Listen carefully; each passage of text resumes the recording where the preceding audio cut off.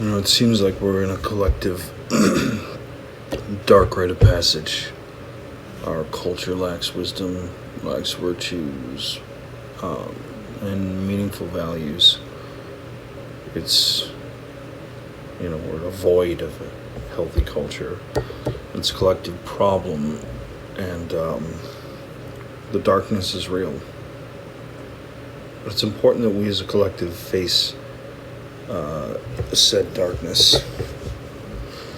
It starts right at home. In other words, with each individual.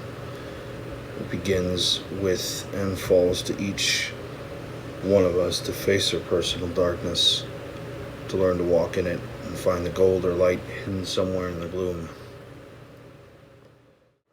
Now, this isn't going to be a video about political policy or certain aspects regarding what's transpired as of late. This is going to be I'm just sharing some thoughts about grief and sorrow, and maybe you guys get something out of it. I'm going to start this off with a funny story, because something ought to be funny. So, this is a story about Nasir ad-Din. Nasir ad-Din is a Sufi folk hero, kind of wise fool type. Anyways, so open up to a street at night. The sun is down, and under the glowing circle of a street oil lamp on the ground, you find Nasir ad-Din on his hands and knees, searching desperately for his golden ring, a prized possession which he deeply cares for. He searches for hours until a friend just happened to be walking down the street in the middle of the night and said, "Nasir ad-Din, what are you doing? Did you lose something?" Nasir ad-Din says, "Yes, in fact I did. I lost my gold ring." The friend was like, "Oh, the ring you love so much?" And he was like, "Yes, that one." So the friend, being a friend, offers to help. So then there they are, both of them, on their hands and knees, searching around the ground under this street oil lamp. Finally, after searching and searching, the friend says, "Nasir ad-Din, are you sure you dropped your ring here under this light?" Nasir ad-Din says, "No, of course I didn't lose it here. I lost it over there in the dark." The friend says, "Why are we searching here?" Nasir ad-Din says, "Because this is where the light is." Get it? We often search around in highly lit, illuminated places, hoping to find something we're missing. But if it were in a well-lit place, we would have found it already. Know what I mean? So you gotta look in the darker spots. So this whole thing is going to be cut up in a lot of takes because my phone just keeps falling. Don't stay. When we come face to face with things that obscure and darken our vision and thoughts, tears are the medicine. The eyes truly are the windows of the soul, and tears are how we wash the windows. Each emotion has a motion, and they come to us in order to lead us to a place of understanding and, God willing, healing. But to speak to the emotions of the time, sorrow, I'd like to talk about that. Sorrow is a river. It moves out from each one of us. If you let sorrow move through you, it'll wash out those things that are no longer full of life. Sorrow flows out, and it often returns and then leaves again, whether over days or even years. The greater the sorrow, the more time it'll take for it to carry away the things that no longer possess life. And when we honestly face our sorrow, when we feel it, when we have the courage to feel it in its totality, we shed tears. We become poets for our longing, and we could become weavers of elegant description. We express ourselves in order to provide that river a healthy pathway. But to speak more specifically to things that have gone on recently, grief. Grief is like an ocean. Hell, grief is an ocean. It's an immense reaction and response to tragedy. And grief has a way of turning everything and all things that are iron-like into water. When that happens, we find ourselves surrounded by it, instantaneously swimming in it, overwhelmed by it, drowning in it.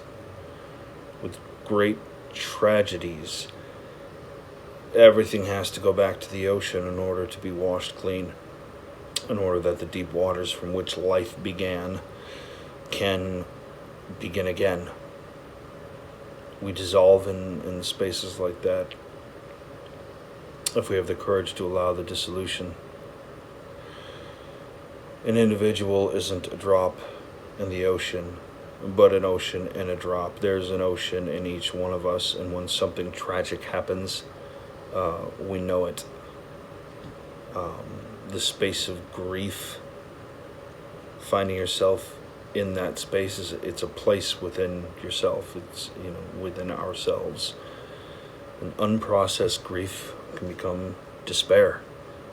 And at that point, the ocean of grief, it's so dark we can become terrified of sinking further. But we wind up sinking deeper anyways. But you can only sink so low before you start to hit something below the despair. As everything that compels us downward, like grief, despair, really what it does is take us inward. And in that darkness underneath it all, there's kind of a hidden divinity and something divinely hidden. Let's call it the dream of one's life, a unique spark that can give us buoyancy. The inner life hidden in the depths of each person contains a soulful voice. It's down there, but it's hidden there right next to the wound, the root of the pain, the root of the wound. There's a shining voice which can engage a grief-stricken heart. The part of us, deep in there, knows the healing medicine for grief. That particular medicine is praise. Grief and praise are connected, inextricably linked, and eternally tethered to one another. If you want to grieve well, then you praise what you've lost by grieving it thoroughly. Our culture has a really hard time with this. It doesn't really know how to grieve well anymore. When it comes to us individually, we enter the world crying and wailing, and all the silent people around us speak up and rejoice. Congratulations, and celebrate. And when we exit the world, we become silent, and it's all the people around us who cry and wail. That's how it should be. Their grief is an act of praise. Whenever there's a loss or we find ourselves swimming in an ocean of grief, remember that grief itself is an act of praise. Tears lead us to recognize our own hearts and souls, and by following tears inward like emotional breadcrumbs, they can lead us, each one of us, straight back to our hearts. And the heart is in each one of us has probably been waiting too long for a visit, and from there, once you said hello to your heart, it's that act that allows us to remember ourselves and begin life again. So when the world gets disturbed, when the cracks become too great, when fragmentation becomes common, when the anxiety intensifies, allow the tears to flow freely. Honestly, you have to go inward. We have to go inward. You have to find the dream hidden inside, the soul, the golden voice. It has a natural buoyancy, and it's important because it's what can carry us up from the darkest depths. There really is something divine and renewing in the soul of each and every one of us. Something which speaks the language of the heart, but it's often hidden under the fears, traumas, the anxiety, the despair, the desperation, all the abandonment, all the betrayals, all of the judgment, all of the defensiveness, and all of the things which we were told were wrong with each and every one of us.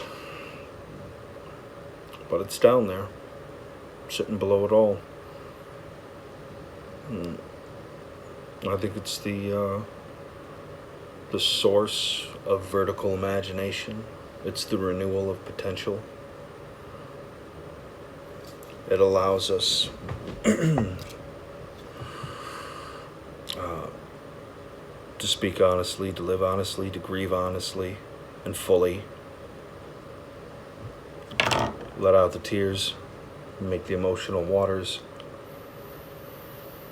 Besides, when tragedy strikes you, you have to get some tears out. You have to allow sorrow or path. I mean, those who pass on can't reach the beach of stars if you don't grieve them thoroughly.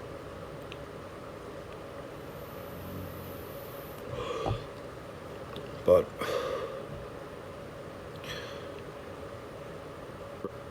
if you've made it this far in my late night rambling and kind of pontificating, got another short story for you. And it starts with an old woman in a cave. This old woman has been weaving this beautiful cloth, just this stunning tapestry. And there's, behind this woman, where she's weaving in the back of the cave, there's a cauldron set on top of a fire. And some say that in the cauldron, there are the seeds for every plant, for every flower, for every bush, for all of the botanicals of the world, all in this cauldron, being boiled and made ready. Now, you can't leave a pot on a fire without stirring it. So the old woman sets down her tapestry and goes to stir all the seeds of the world in her pot. And when she does this, she walks to the back of the cave and doesn't realize that a black dog has been watching. And as soon as she gets to the back of the cave, Now, it's not the black dog's fault. That tapestry was just sitting there, asking to be torn to shreds. So that's exactly what happens. You know, and the woman is sad, and she is grief-stricken. But as she bends down to pick up what little remained, which was really just a thread, because the black dog had run off with the bulk of the tapestry in its pieces. But she, in her grief, kneels down and picks up this thread. But the moment she picks up the thread, she instantly imagines an even more gorgeous, sublime tapestry. Something that far exceeds what was just destroyed. And so she sits down, bites on the end of her porcupine quills so she can use them as needles, and starts weaving again. Now, some might hear that story and say, damn that black dog for ruining such a beautiful piece of work. But this is an old story, and elders who told it would then say, no, thank God.